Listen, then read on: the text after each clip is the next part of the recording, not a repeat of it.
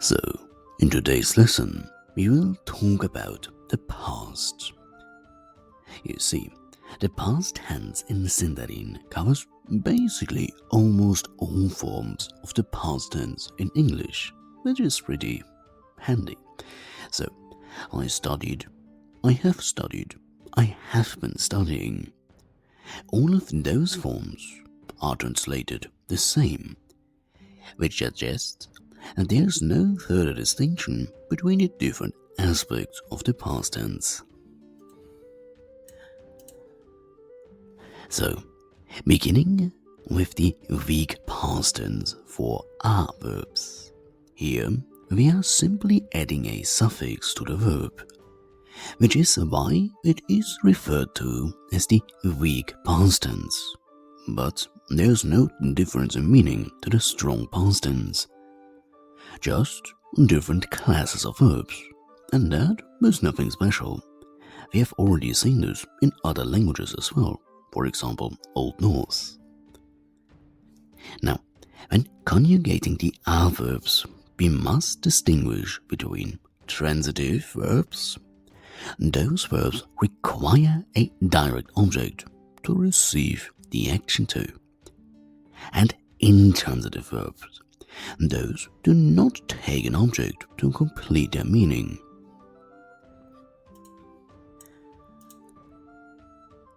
So, let's first look at the transitive past tense for the A-verbs. Here, the suffix is nt.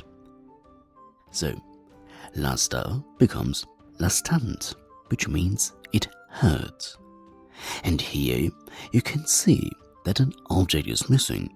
Hurt what? Next, dolla becomes dollant, it concealed. Mina, minant, it entered. And tringa, tringant, it hammered. Now, to make the forms for other pronouns, we simply add an e to the end of the past verb, turn n to n, and add the pronoun suffix. In the case of roots that end in na, to avoid a cluster like nane, it is simplified to ne. For example, lasta becomes lastanen, I heard. Dola, dolanek, you concealed. Mina, here careful, here we have the E affixation, so mineth. That is why there is no A.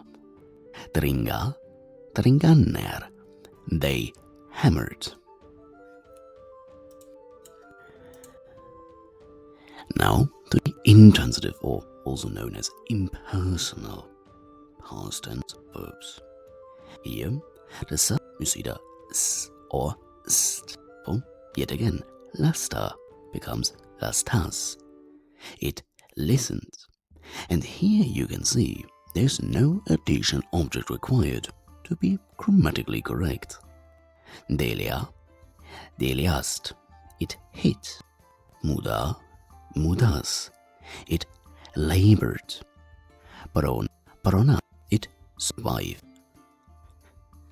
Yet again, to make the other pronouns, we are adding again a, which makes s or st simply to s. And then again, we are adding the pronoun suffixes at the end.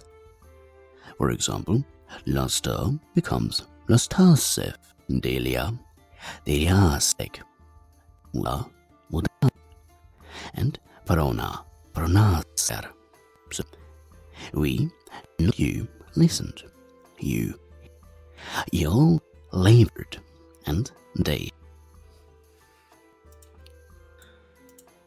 And one final note for this, again, rather short lesson. Note that the s or st suffix can be used to change a verb's meaning slightly. With this, you can make a transitive verb, again that is a verb that takes a direct object to complete the action, to an intransitive one, that is a verb that does not require an object. We have seen this with the verb luster, which either is used transitively, so to hear, and then we need the object, or intransitively, to listen. But obviously, that does not work for every verb.